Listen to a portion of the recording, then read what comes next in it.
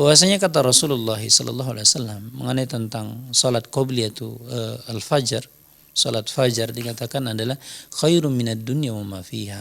Ketika kita rakaataini, ketika kita melakukan 2 rakaat salat qobliyah atau salat fajar dikatakan dalam hadisnya, maka kita akan mendapatkan lebih baik dari dunia dan seisinya.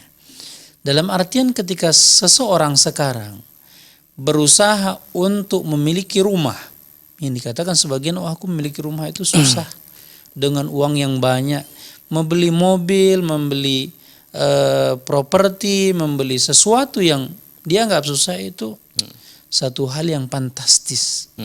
Ya kan, apalagi uang misalnya, satu hal yang fantastis. Akan tetapi ketika seorang mukmin sholat 2 rakaat, sholat qobliyah atau sholat fajar dikatakan, maka dia mendapatkan lebih dari dunia dan seisinya. Jadi fadilahnya cukup besar.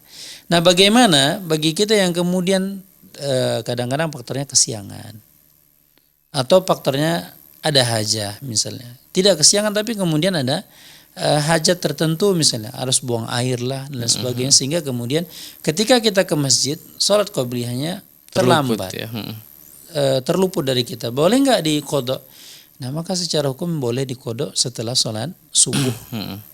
Nah, ini yang dikatakan, bagaimana dikatakan Daud Zahiri, seorang ulama fikih, dikatakan pada awalnya ketika dia ke masjid berjamaah setelah subuh, kemudian dia melakukan sholat 2 rakaat.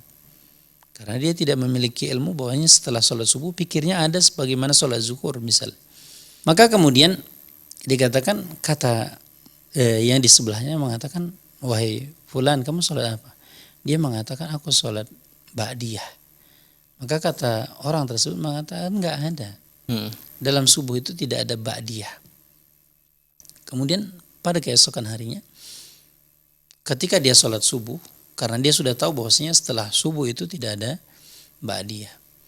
Kemudian di sebelahnya setelah sholat subuh ada orang yang berdiri lagi kemudian melakukan sholat 2 rakaat. Kemudian dia berpikir, hari ini aku yang akan mengingatkan. Karena kemarin aku diingatkan bahwasanya setelah ba'diyah tidak ada sholat lagi.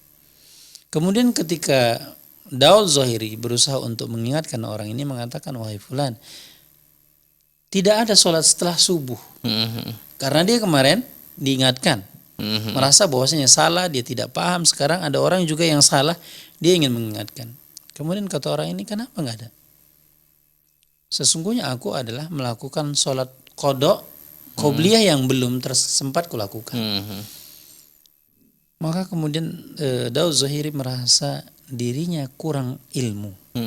Kemarin dia sholat ba'diyah ditegur orang, dan sekarang berusaha untuk menegur orang yang melakukan sholat setelah sholat subuh, ternyata disebut dengan qodok. Katanya, ya subhanallah, bahwasanya aku tidak punya ilmu. Bagaimanapun posisi orang yang tidak berilmu, ketika ingin berusaha untuk baik tetap salah.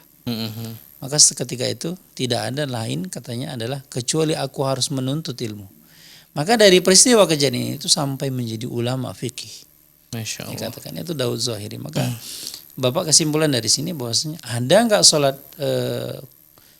qobliyah setelah sholat subuh? Ketika kita tidak bisa, maka dikatakan boleh. Karena itu disebut dengan qodok, yang dalam koridor qodok yang diperbolehkan. Allah Ta'ala misal.